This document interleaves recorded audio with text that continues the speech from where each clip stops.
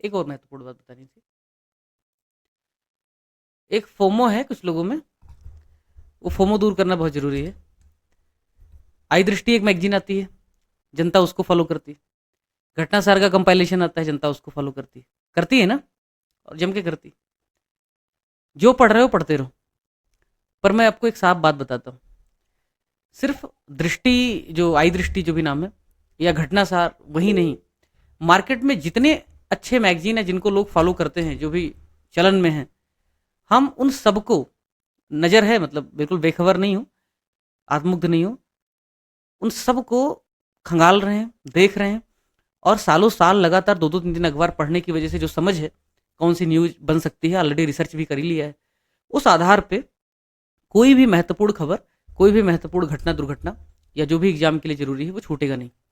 तो आप जो पढ़ना है पढ़ते रहो, पर जो बच्चे नहीं भी पढ़ पाएंगे उनकी भलाई के लिए घटनासार, आई दृष्टि या बाकी मार्केट की जो मैगजीन है, उनमें भी जो महत्वपूर्ण चीज़ें दी है, अब सारे बकवास नहीं समेट लेंगे, उनको भी हम करवा ही देंगे।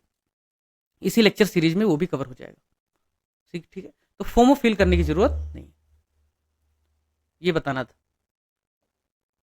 कंटेंट हिंदी अंग्रेजी दोनों में रहेगा, इतनी सरल हिंदी अंग्रेजी है, जिसको दिक्कत होगा उसको अनुवाद उसका मिल जाएगा। और बोल तो हिंदी में रहा हूँ ना। शुरू करें। जी सर। नेशनल इश्यूज ले रहे हैं पहले। बाकी जो 6 रिसर्च वीडियोज हैं उनके क्वेश्चन प्रिपेयर हो चुके हैं, उन पे एक दिन में एक टॉपिक पे डिस्कस करके खत्म कर देंगे। तो पहली जो खबर है, जो महत्वपूर्ण है, इसके इर्द गिर्द भी देख लेंगे। आपको साफ दिख रहा है या पीडीएफ में कन्वर्ट करके इसको पढ़ाएं? ठीक दिख रहा है ना, कोई तनाव नहीं है? Yes sir, please. Yes sir, दिख रहा है। बहुत बढ़िया। दिख रहा है। तो ये खबर है, और आपने मैगजीन वगैरह में ये खबर पढ़ी भी होगी, और लगभग सभी मैगजीन ने इसको कवर किया है। तो मैंने सोचा भाई महत्वपूर्ण है तो मैं भी कर लेता हूँ। तो पीआईबी पे गया। कोयला मंत्रालय ने किया क्या? म्यूट कर लो भैया, जो भी आप लोग हो सब लोग अपने आप को म्यूट कर लो, ठीक है, प्लीज प्लीज म्यूट कर लो। हाँ। तो कोयला मंत्रालय ने झारखंड में अंडरग्राउंड, अंग्रेजी वाले मित्र परेशान ना हो, अंडरग्राउंड, भूमिगत जो कोयला है उसका गैसिफिकेशन यानी गैसीकरण करने के लिए भारत का पहला पायलट प्रोजेक्ट। पायलट प्रोजेक्ट का मतलब होता है शुरुआत में बहुत छोटे स्केल पे कोई प्रयोग किया जाना, ताकि फेलियर हो तो ज्यादा प्रभाव ना पड़े। अब मामला, अधिकतर मैगजीन ने क्या किया, इस खबर को दे दिया और इतने से आपको रटना है।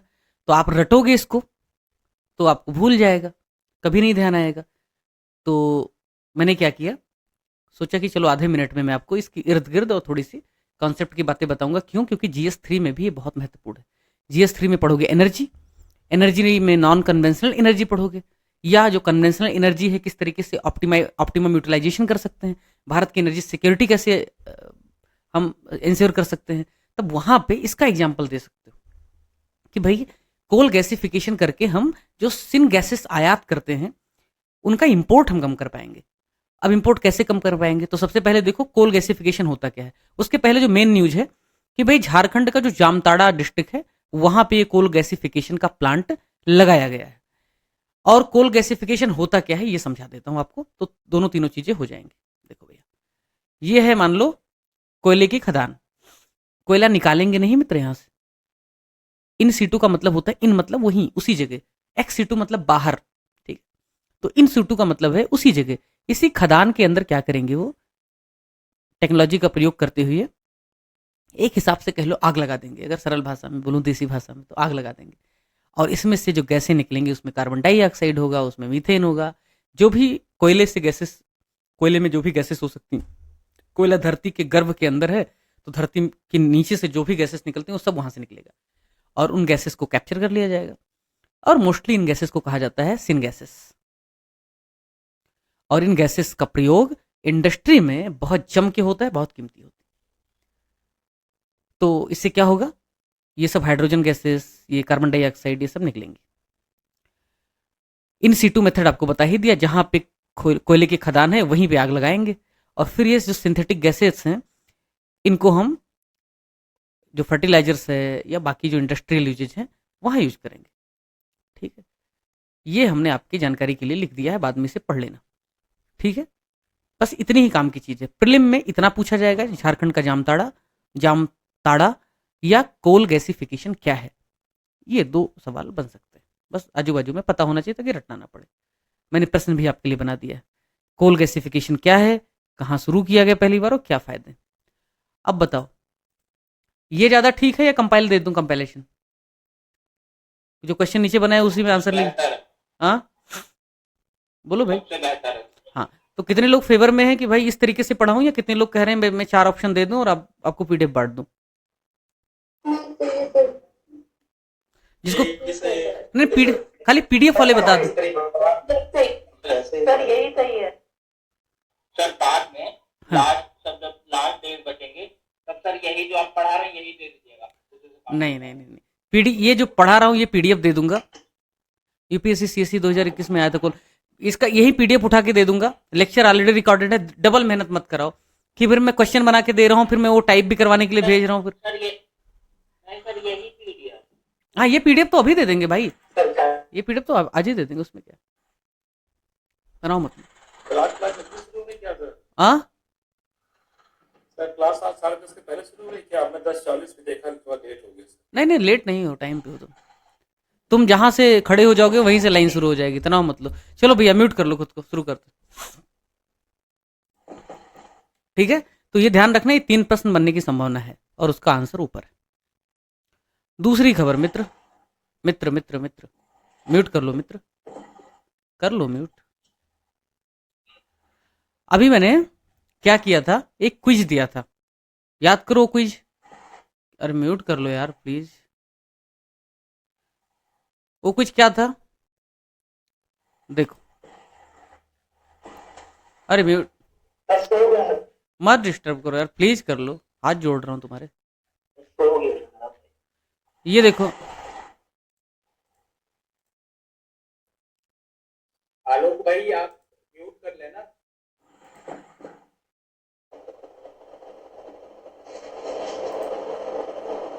अपनी साइड से सभी को म्यूट कर दीजिएगा। ऑल म्यूट कहाँ से होता है यार, और फिर म्यूट कर दूंगा तो फिर अनम्यूट कैसे होगा, फिर इतने रिस्पॉन्सिबल है।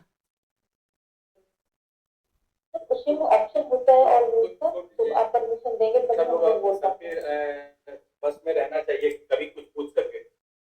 हाँ ना यार, ऐसे खुद ही से कर लो यार, सेल्फ रेगुलेशन सबसे अच्छा होता है भाई। कर देंगे ना बाद में, कमिश्नर हो गए।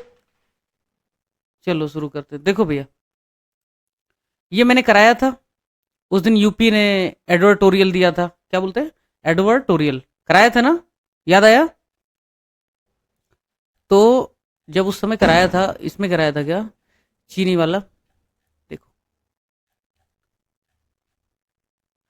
नहीं वो था रिसर्च वाला आई थिंक, जो वीडियो बनाया था मैंने सोच श्रृंखला में, 5 मिनट के करंट अफेयर सीरीज बनाया था, माफ करना। तो 5 मिनट का जो करंट अफेयर सीरीज था उसमें मैंने इसको पढ़ाया था। क्या पढ़ाया था कि जो उत्तर प्रदेश है मित्रों, यूपी, उसका गन्ना उत्पादन में क्या स्थान है, शुगर के प्रोडक्शन में, और शुगर में दोनों में फर्स्ट है ना। हाँ, तो शुगर और शुगर केन दोनों में फर्स्ट है। नेशनल और हाँ गुड, तो एथेनॉल में भी फर्स्ट है, 200 अरब लीटर के आसपास कुछ उत्पादन करता है, 2 अरब लीटर माफ करना। अच्छा, दूसरा, क्योंकि भाई एथेनॉल किससे बनता है, मोस्टली मोलासेस से बनता है, क्योंकि एथेनॉल कितने टाइप के होते हैं बताओ, first generation, second generation, third generation. ठीक है, तो एथेनॉल वहीं ज्यादा बनेगा जहां गन्ने का उत्पादन ज्यादा होता है, जहां चीनी ज्यादा बनता है, स्वाभाविक है, कॉमन सेंस है। अब यूपी का पहला स्थान तो इसमें हो गया। भारत का कौन सा स्थान है, कंजम्पशन के क्षेत्र में इंडिया दुनिया का पहला राष्ट्र है, लेकिन प्रोडक्शन के मामले में चीनी के कौन सा स्थान है भारत का। हाँ, ये पीआईबी है, पीआईबी खुद कहता है कि भाई इंडिया का सेकंड लार्जेस्ट पोजीशन है शुगर प्रोडक्शन में, जबकि फर्स्ट लार्जेस्ट है कंजम्पशन में, राइट। और सबसे महत्वपूर्ण खबर निकल के आई कि इंडिया जो है उसने चेयर किया भी इंटरनेशनल शुगर ऑर्गेनाइजेशन आईएसओ को 2024 में कहां में किया? न्यू दिल्ली में किया। कहां किया? कहां किया? New new Delhi. अब सवाल कैसे बनेगा? अच्छा, एक और इंपॉर्टेंट खबर, इंडिया ने लगभग 12% एथेनॉल ब्लेंडिंग अचीव कर लिया 2022-23 के पीरियड में। ठीक, अब देखो क्या क्वेश्चन इस पे बन सकता है। पहला, उत्तर प्रदेश का एथेनॉल प्रोडक्शन में कौन सा स्थान? तो पहला। उत्तर प्रदेश का चीनी गन्ना के प्रोडक्शन में कौन सा स्थान? तो पहला। दूसरा किसका है? तो महाराष्ट्र का। भारत का कौन सा स्थान? तो पहला उसमें कंजम्पशन में और प्रोडक्शन में सेकंड। दूसरा, आईएसओ इंटरनेशनल शुगर ऑर्गेनाइजेशन का अभी ऑनगोइंग चेयरपर्सन कौन है? तो भारत। सबमिट कहां हुआ था? तो नई दिल्ली में। ये 4 प्रश्न हो गए। अब इससे रिलेटेड और भी महत्वपूर्ण सवाल, एफआरपी पता है? जैसे खाद्यान्न फसलों के लिए, खाद्यान्न जो फूड होते हैं बाकी, उनके लिए एमएसपी है, मिनिमम सपोर्ट प्राइस, वैसे ही गन्ने के लिए एफआरपी है, एमएसपी नहीं होता गन्ने के लिए, फेयर एंड रिम्यूनरेटिव प्राइस। इसको कौन डिसाइड करता है? तो cabinet committee on economic affairs, CCEA, जब वो तय कर देती है एक बेस प्राइस एफआरपी में, फिर उस बेस में कुछ प्रीमियम दे देते हैं स्टेट लोग, और उसको स्टेट सपोर्ट प्राइस कहते हैं। अब ये सवाल आ सकता है, और ये जो बताया ये आपकी जीएस की जानकारी के लिए बरोबर याद रहेगा ना? वीडियो दोबारा देख लेना। अब आगे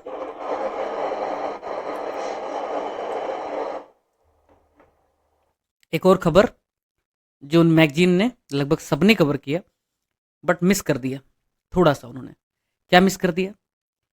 कि भाई ये खबर तो सबने चला दी कि यूनेस्को ने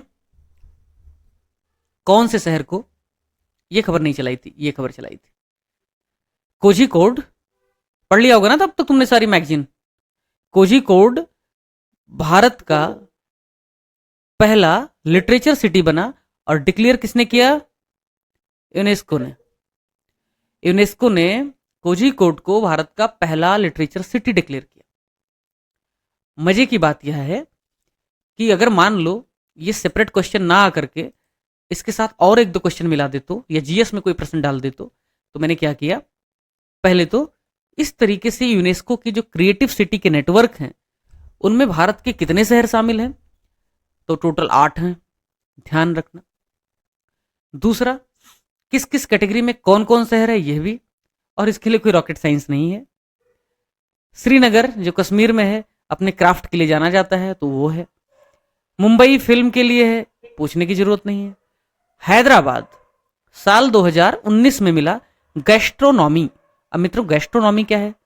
गैस्ट्रोनॉमी को कहते हैं हिंदी में पाक कला विज्ञान। मतलब खाना बनाने में, जैसे मैं व्यक्तिगत तौर पे अच्छा कुक मानता हूं खुद को, तो मैं सीखता रहता हूं नई नई डिशेस, तो मैं एक गैस्ट्रोनॉमिस्ट हूं, मतलब उस लिहाज से छोटे स्केल पे देखा जाए। पाक कला विज्ञानी जो उसमें लगातार रिसर्च करता है, कुछ तो भी वैल्यू एडिशन करता है। कोझिकोड को साल 2023 में लिटरेचर में यूनेस्को ने क्रिएटिव सिटी का दर्जा दिया। चेन्नई अपनी म्यूजिक के लिए बहुत फेमस है, सब जानते ही हो, तो उसको 2017 में म्यूजिक में मिला। बनारस संगीत के लिए, बनारस घराना आपको पता ही है, बताने की जरूरत नहीं है। ग्वालियर, भाई तानसेन कहां से आते थे बोलो? तो कुछ नया नहीं, याद क्या रखना है वो बता देता हूं। याद रखना है ग्वालियर म्यूजिक के लिए साल 2023 में, जिसकी चर्चा कम हुई है। और फिर पूछ लेगा म्यूजिक में और किसको मिला है, तो चेन्नई को मिला है और बनारस को मिला है। तो ये ब्लॉक याद रखना, कोझिकोड तो बिल्कुल याद रखना। इतने से आपका काम हो जाएगा। टोटल कितना है? 8, ये ध्यान रखना। अगली बार जब वीडियो देखोगे तो टेंशन नहीं रहेगा।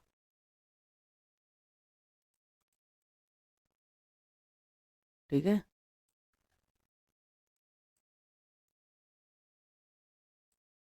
जो मित्रों को लग रहा होगा बहुत स्लो है, तनाव मतलब 1.75 पे देख लेना, और अभी शुरुआत है, खींचेंगे बाद में यार। UNESCO declares Gwalior the city of music. हाँ हाँ, करना पड़ेगा भाई, जीने दोगे क्या तुम? नहीं रिकॉर्ड करेंगे तो?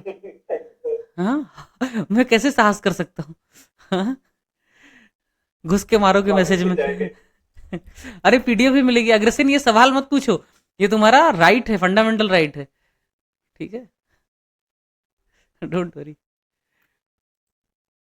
तो ये हो गया, ग्वालियर को सिटी ऑफ म्यूजिक का दर्जा दिया। और बाकी कौन से शहर हैं जिनको म्यूजिक का दर्जा दिया, सिटी ऑफ म्यूजिक का? बोलो। चेन्नई, वाराणसी, ग्वालियर।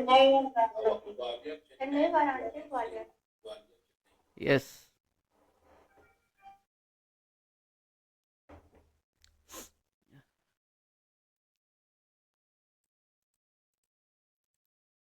आगे ये देखो, ये भी एक महत्वपूर्ण खबर है क्योंकि ये थोड़ा सा टेक्नोलॉजी में एडवांस कुछ तो भी हुआ है। सो आई शॉर्ट लिस्टेड इट। पहला मेरा जो चरण है वो है भारत की सभी जो इंपॉर्टेंट मैगजीन है उत्तर प्रदेश के लिए, उनमें से सभी महत्वपूर्ण खबरों पर ठीक से रिसर्च करके आपको पढ़ा देना, ताकि रटने की ज़रूरत खत्म हो जाए। और कई बार दिक्कत होती है कि आप उसको पढ़ते हैं और भूल जाते हैं एग्जाम में, और जब आप सुनोगे देखोगे, you read you forget, you see you remember, तो इस तरीके से विजुअल मेमोरी भी आपकी तैयार हो जाए। ठीक है, ये उद्देश्य कंपाइलेशन से भला नहीं होता है, वो सबसे सस्ता काम है। तो केंद्रीय गृह और सहकारिता मंत्री अमित शाह ने इंदिरा गांधी हवाई अड्डे पर fast track immigration trusted traveller programme, जिसको बोलते हैं FTITTP, इसको क्या किया, स्टार्ट किया। अब सवाल उठेगा टोटल कितने हवाई अड्डे हैं, तो 21। कहां से शुरू किया, तो अगर मैं फिर से कह रहा हूं, एक लॉजिकल गेसिंग की थीम है, किसी को पता है? पॉपुलर, जो सबसे ज्यादा पॉपुलर है, बताया नहीं बताया है? बताया ना? तो हाँ, तो अगर मैं होता इस एग्जाम में, तो मैं इंदिरा गांधी हवाई अड्डा ही मार्क करता, भले मुझे कुछ नहीं आता। क्यों? अमित शाह दिल्ली से बाहर निकल करके, अरे भाई लद्दाख में क्यों जाएंगे ये उद्घाटन करने के लिए, दिल्ली में रहे होंगे, कर दिया होगा यहाँ पे। और दिल्ली राजधानी है और सबसे बड़ा हवाई अड्डा है, सबसे फेमस है, कर दिया, उसमें क्या है। मैंने जानबूझ के यहाँ लिख दिया है ताकि कुछ मित्र कंफ्यूज हो जाएंगे, जैसे पूछेगा यूपी के कितने हवाई अड्डे हैं, तो यूपी के कितने हवाई अड्डे हैं, बोलो। हाँ, नो यूपी एयरपोर्ट, ठीक है, ध्यान रखना। इनको जानते हो? हम्म, यस सर। कौन है? इस पर इनका यूट्यूब चैनल है ना, जिसे प्रोटेम स्पीकर बने थे अभी हाँ लोकसभा। भरतरी महताब। हाँ, कटक से एमपी ये है, उड़ीसा से हैं और इनका कोई यूट्यूब चैनल भी है। कटक से एमपी है। अच्छा ये भी कोर्स चला रहे हैं क्या कोई? मैंने पढ़ा सर ऐसा, मतलब न्यूज पेपर में कि इनका कोई यूट्यूब चैनल भी है जो काफी फेमस है। फिर मैंने सोचा मैं खोल के देखूंगी, पर फिर मेरे दिमाग से निकल गया। नाम क्या है चैनल? भरत हरि, अरे देख लेना यार, यूट्यूब पे सर्च कर लेना, उसमें क्या। जी जी भरत हरि, हाँ, सर हम लोगों को भी चेक करना होगा सर, भरत हरि। क्लास चला रहे होगे तो हम लोगों को ज्वाइन करना चाहिए, मैं एक ही व्यक्ति को सर्च, कैसे लोकसभा स्पीकर बने। इसका इतना फायदा होता है, राज शुक्ला का बोर्ड में मेरा इंटरव्यू पड़ा पहले से, मुझे पता था कि भाई इस आदमी के बोर्ड में पड़ा तो क्या होगा। जितने मेंबर थे यूपीएससी के, सबके बारे में मैंने अच्छी खासी रिसर्च कर ली थी। और राज शुक्ला तो यूट्यूब पे इतने फेमस थे, इतने उनके पॉडकास्ट थे, कि उनके बारे में ठीक ठाक आइडिया आ गया था कि ये इनकी विचारधारा है, और ये सवाल पूछेंगे तो ये जवाब देना है, उन्हीं के एजेंडे पे खेलना है, उन्हीं के पिच पे खेलना है। तो मैं कहना चाह रहा हूँ कि भरतरी महताब की बात नहीं है। जब तुम लोग इंटरव्यू देने जाना, तो यूपी पीसीएस के जितने मेंबर हैं, सबके बारे में बेसिक बेसिक होमवर्क करके जाना, कहाँ पैदा हुए, क्या है उनका बैकग्राउंड, किस विचारधारा के हैं, करके आ जाना, ठीक है? तो कर लेना।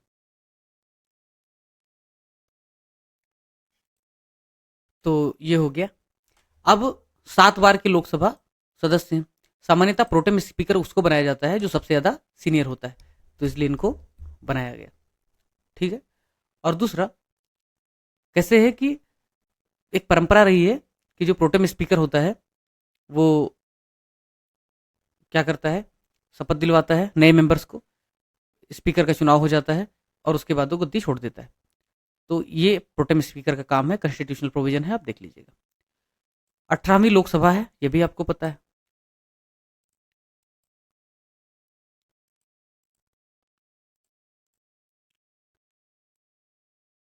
और क्या है, मैंने कहा था कि 18वीं लोकसभा के बारे में बेसिक बेसिक चीज़ें पढ़ लेना, तो मैं बता दे रहा हूँ। संविधान का कौन सा अनुच्छेद है जो प्रोटेम स्पीकर के बारे में बात करता है? 95(1). ठीक। और सबसे वरिष्ठ सदस्य प्रोटेम स्पीकर बनता है, ये भी पता है। और जैसे ही चुनाव हो जाता है प्रोटेम स्पीकर का पद समाप्त हो जाता है। नवनिर्वाचित सांसदों को शपथ कौन दिलाता है? तो ये दिलाता है। कुछ लोग बच जाएंगे तो स्पीकर भी दिला देगा, ऐसा कुछ नहीं है हार्ड फास्ट के नहीं दिलाएगा। अब आगे क्या है? एक महत्वपूर्ण इंडेक्स है जिसको बोलते हैं एनवायरमेंट परफॉर्मेंस इंडेक्स। क्या बोलते हैं? Environmental performance index. इंडिया की रैंक कितनी आई है पता है? कितनी आई? 176। बुरी हालत। कौन जारी करता है? सबसे पहले तो जानो इंडिया की रैंक कितनी, 176। उसके बाद जानना जरूरी है बाइनियल है। बाइनियल मतलब क्या, 6 महीने में एक बार या 2 साल में एक बार? 2 साल 2 साल में। 2 साल में हुआ। तो इससे पहले कब जारी हुआ होगा? 2022 में। ठीक है, 2002 में स्टार्ट किया था इन्होंने। अब क्या है, कौन कौन करता है? तो भाई वर्ल्ड इकोनॉमिक फोरम की मदद से Yale centre for environment law and policy, Columbia university, और ये सब। ध्यान क्या रखना है? ध्यान 2-3 रखना है। वर्ल्ड इकोनॉमिक फोरम इसमें हेल्प कर रहा है, महत्वपूर्ण है, रेड कर दिया है। और एल सेंटर फॉर एनवायरमेंट। ठीक है। दूसरा, एनवायरमेंटल परफॉर्मेंस इंडेक्स है तो कोई एनवायरमेंट से जुड़ा हुआ संस्था ही करेगा इसका काम। तो एल सेंटर फॉर इकोनॉमी डाल दे तो गलत हो जाएगा, एल सेंटर फॉर एनवायरमेंट ही होगा।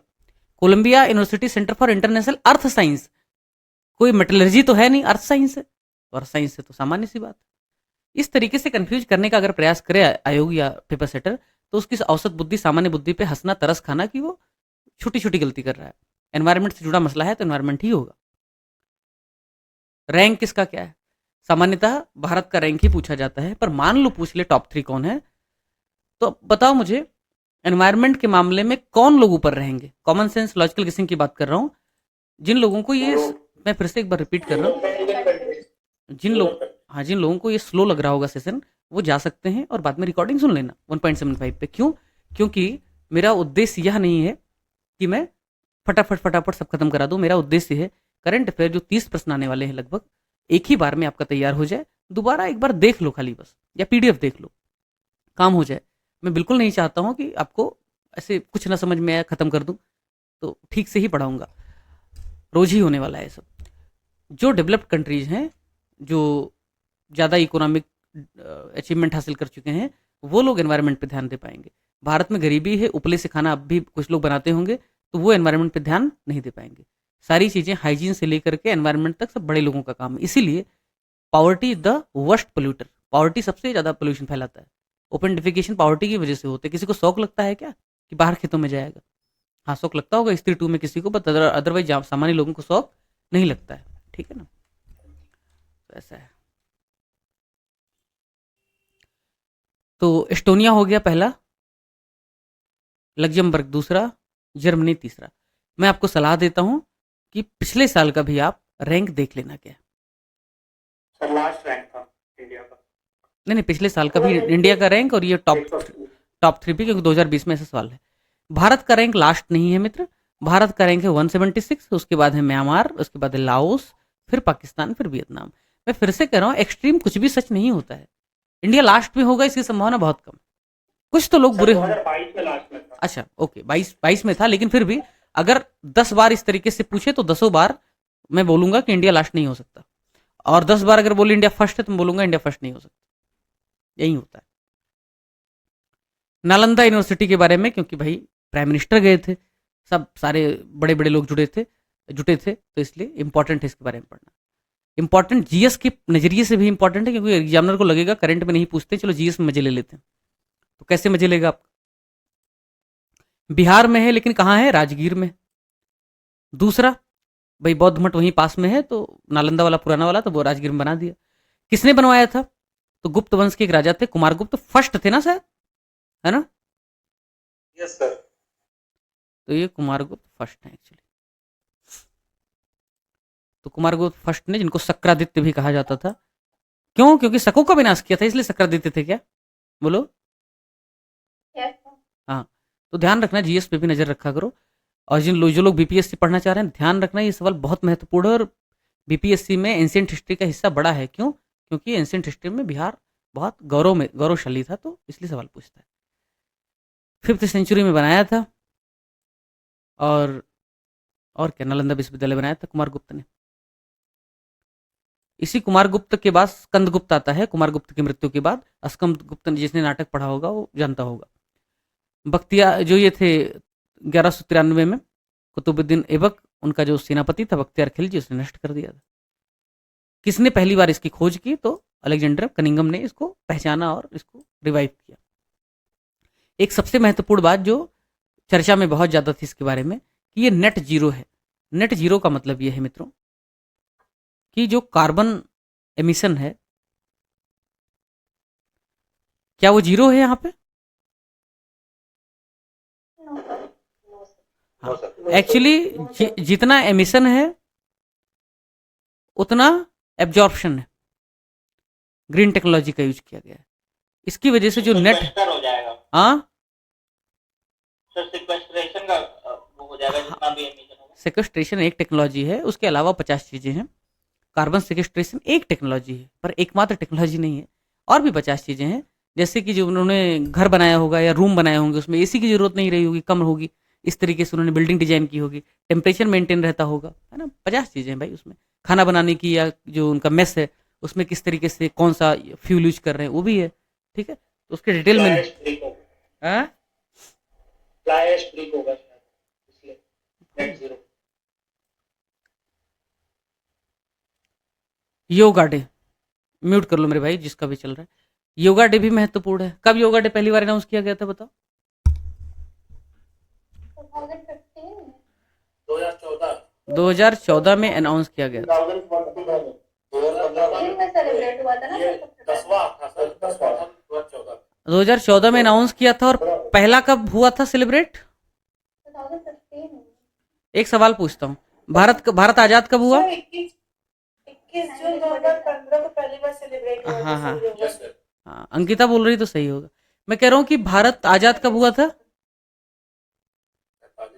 45 तो पहला स्वतंत्रता दिवस कब मनाया गया? 1948। वर्षगांठ, जो वर्षगांठ है वो उसके बाद वाला ही होगा ना। एनिवर्सरी कब मनाओगे भाई? आप शादी वाले दिन ही मना लोगे क्या?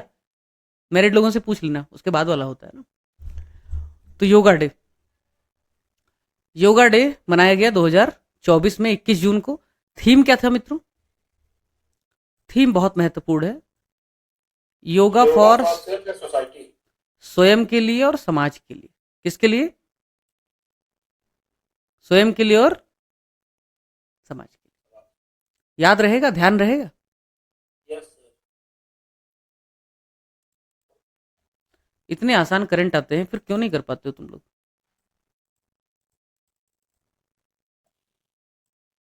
ऐसा कोई पढ़ाते ही नहीं सर। नहीं नहीं, सर ये ऐसे वाला याद रहेगा। ये क्या हो गया यार इसमें? ज़्यादा पढ़ लेते हैं तो इससे हम कंफ्यूज हो जाते हैं। ठीक है,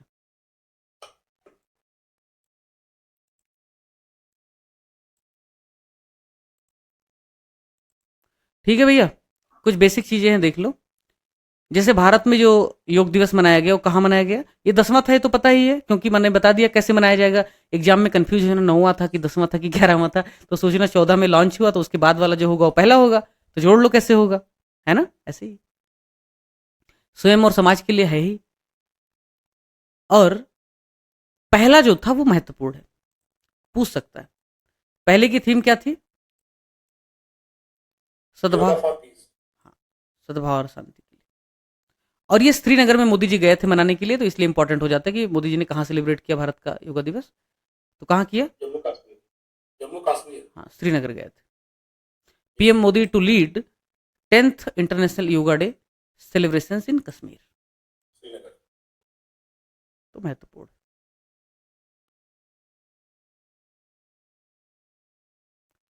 अब मैंने क्या सोचा है कि ये जो मैगजीन्स हैं जहाँ पे अलग अलग लिखा रहता है, ये रिपोर्ट, बी रिपोर्ट, सी रिपोर्ट। मैंने सोचा थीम में बांट लिया।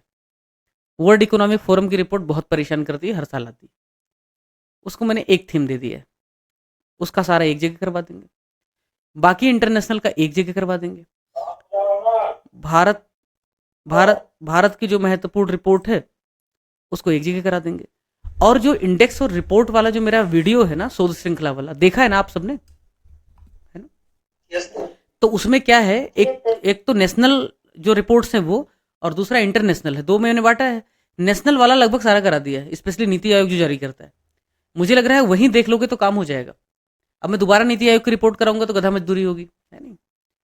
तो मैं बाकी करवा दूंगा जो भी एक दो फेमस बचा है। अदरवाइज इंटरनेशनल लेवल पे वर्ल्ड इकोनॉमिक फोरम का एक साथ करवा दे रहा हूँ, और बाकी जो भी यूनाइटेड नेशन का कोई जारी कर रहा है, या फिर ट्रांसपेरेंसी इंटरनेशनल है, या वाक फ्री फ्रीडम क्या है वो सब, स्लेवरी वाला, वो सब तो करवा दूंगा।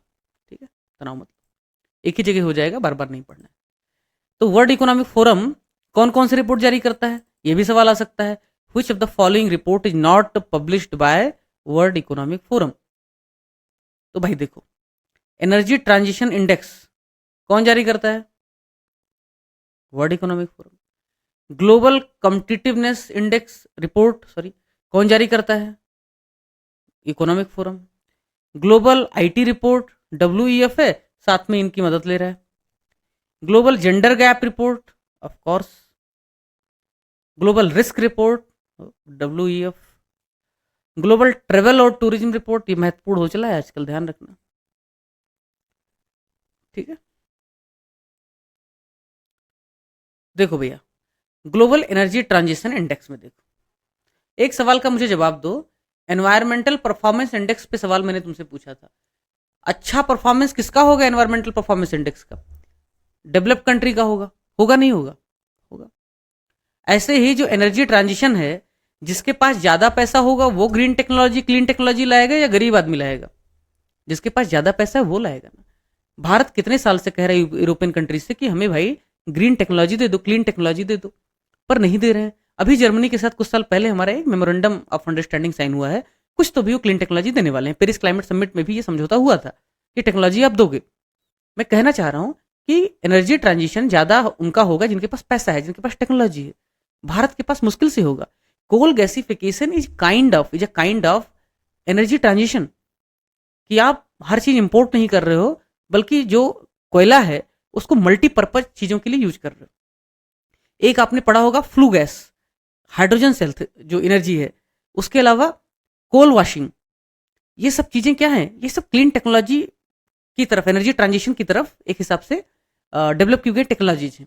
और ये किन्होंने डेवलप किया? ये डेवलप कंट्री ने डेवलप किया। एक है मीथेन गैस, है ना, क्या कहते हैं, मीथेन हाइड्रेट, ये सब टेक्नोलॉजी डेवलप कंट्री ने डेवलप किया। भारत के पास बहुत बहुत सामान्य लेवल की टेक्नोलॉजी है। एक है वो सेल गैस अमेरिका ने जो टेक्नोलॉजी डेवलप की है, भारत ने जो टेक्नोलॉजी डेवलप की है, उसमें जनरेशन का गैप है। क्यों? अमेरिका की टेक्नोलॉजी में कम पानी लगता है, कम पोल्यूशन होता है, जमीन के अंदर पानी डाला जाता है और हाइड्रोलिक प्रेशर के थ्रू बहुत ज्यादा फ्रिक्शन क्रिएट किया जाता है, जिसकी वजह से चट्टानें टूटती हैं और सेल गैस डेवलप होती है। भारत वैसा करेगा तो कृष्णा गोदावरी बेसिन में रिसर्च कर रहा था, कर नहीं पाया, विरोध स्टार्ट हो गया, उससे पोल्यूशन ज्यादा होने की संभावना है, लिमिटेड लेवल पे नहीं हो सकता। तो वो सब टेक्नोलॉजी डेवलप होने में 50 साल लग जाएगा हमारे यहाँ। तो एनर्जी ट्रांजिशन सिर्फ और सिर्फ डेवलप कंट्रीज में हो सकता है। ये आर्गुमेंट आपका मेंस में भी काम आएगा। ठीक, सबसे ज्यादा इंतजार मुझे मेंस का है, मैं चाह रहा हूँ हो ही जाए प्रीलिम, बट ये भी सोच रहा हूँ नहीं पास हुई तो, इसलिए आराम से होने दो भाई, पास हो जाओ बस, यही महत्वपूर्ण है। Global energy transition index, India की रैंक क्या है मित्रों? 63rd। ठीक है, कौन जारी करता है? बता ही दिया यार।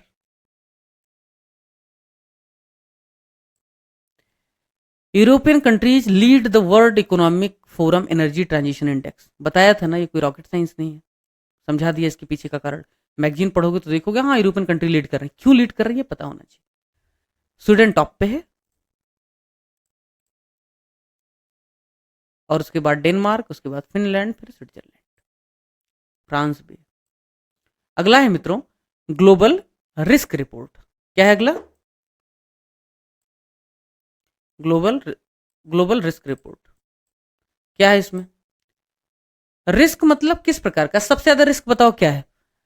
वो लड़की सेशन में नहीं है शायद, आप आजकल आजकल देख रहे होगे कई सारे फाइनेंशियल फ्रॉड्स हो रहे हैं, है ना, अकाउंट हैक हो रहे हैं, मॉनेटरी फ्रॉड्स हो रहे हैं। ये सब फ्रॉड होने की वजह से अटैक, साइबर अटैक्स हो रहे हैं। तो सबसे बड़ा थ्रेट तो टेक्नोलॉजी का ही है। Facial recognition technology, artificial intelligence, generative tools, large language models, आपके क्या है, चैट जीपीटी एटसेट्रा, वो सब हैं। तो टेक्नोलॉजी में जो परिवर्तन हो रहा है वो दुनिया के सामने posing the risk. Economic uncertainty, Bangladesh में तख्ता पलट का एक सबसे बड़ा कारण इकोनॉमिक अनसर्टेनिटी ही था। श्रीलंका क्राइसिस के बाद बांग्लादेश लगभग कोलैप्स होने की कगार पे था, उसका फॉरेक्स खत्म हो गया। भारत ने मदद करने की कोशिश की, कुछ कुछ लोन्स को रिस्ट्रक्चर किया, पर बेरोजगारी इतनी बढ़ गई कि स्टूडेंट्स निराश हो गए और उन्हें प्रोटेस्ट करना शुरू कर दिया। कोटा तो एक बहाना था। ग्लोबल वार्मिंग हो रही, सबसे बड़ा चैलेंज दुनिया के सामने दिख रहा है। और कन्फ्लिक्ट, कितने आंदोलन हो रहे हैं, कितने एथनिक कन्फ्लिक्ट हो रहा है, कितने टेररिज्म की घटनाएं हो रही हैं। तो ये सब दुनिया के सामने ग्लोबल रिस्क है। पूछ ले कौन से ग्लोबल रिस्क सबसे महत्वपूर्ण है, तो ध्यान रहना चाहिए, इससे ज़्यादा कुछ पूछेगा नहीं। एक सबसे महत्वपूर्ण है जेंडर गैप इंडेक्स। इसमें बहुत पैरामीटर्स हैं। वर्ल्ड इकोनॉमिक फोरम के साइट पे गया था, पीडीएफ उसका देख रहा था, उसका जो समरी है वो देख रहा था। मुझे लगा भाई मेंस के दिन इसको करा देंगे, अभी खाली डेटा बता देता हूँ, है ना, नहीं तो फिर बात बहुत लंबी हो जाएगी। आइसलैंड पहले पे है मित्रों, फिनलैंड दूसरे पे है, नॉर्वे तीसरे पे। उसके बाद भारत की पोजीशन देख लेते हैं। इंडिया है 129 पे। चीन, रूस, ब्राजील का भी ध्यान रखना है, ब्रिक्स की कंट्रीज हैं, वो भी आपको पता ही होना चाहिए। ठीक, अपने पड़ोसी देश भी आपको पता होने चाहिए, तो वो देख लेना आप। ठीक,